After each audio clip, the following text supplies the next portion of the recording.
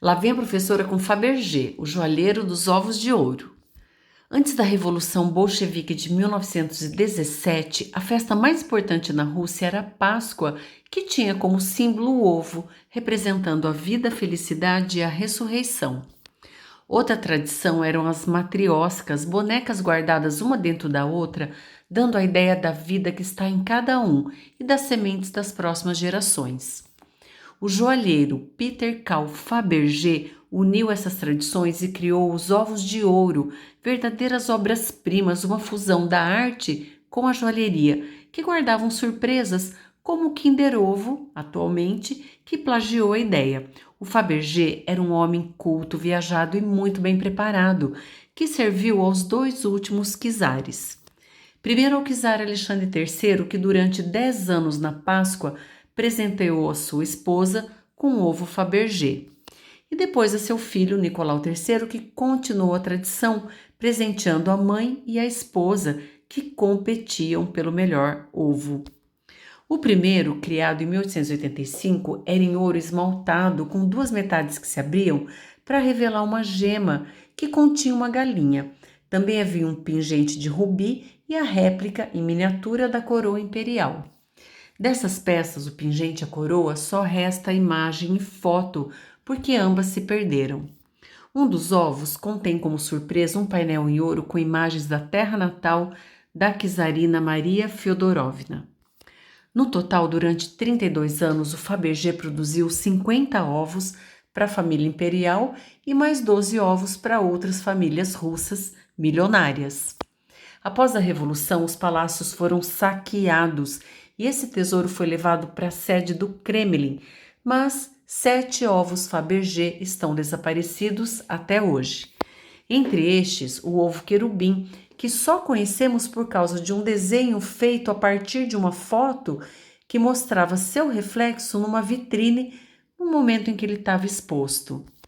E esse outro que só é conhecido por essa foto antiga e que ninguém sabe o que ele contém.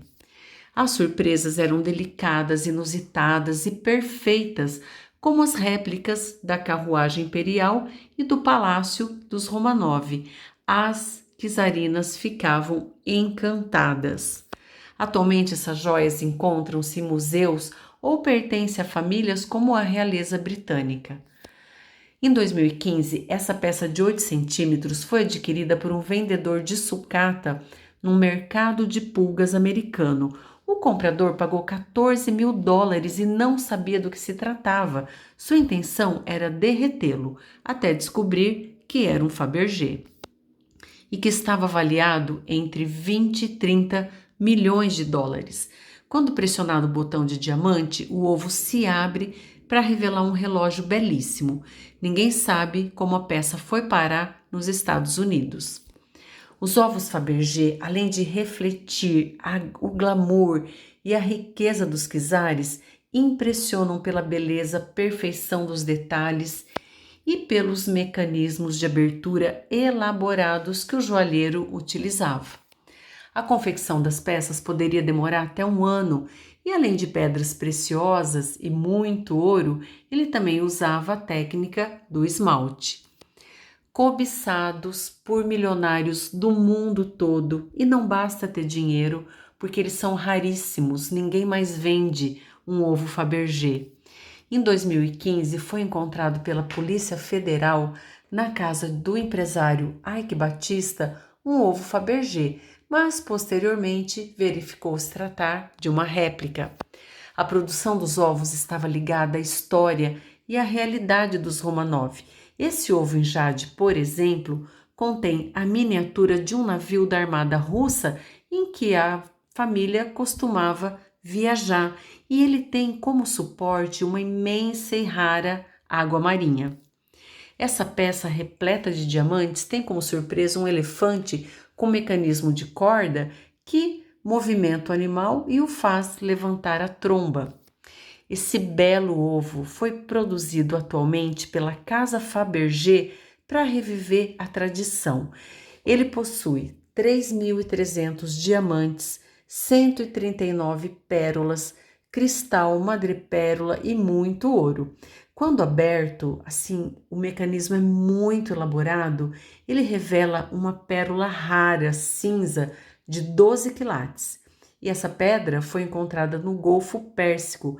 A confecção dessa peça demorou 18 meses e foi necessário o trabalho de 20 artesãos.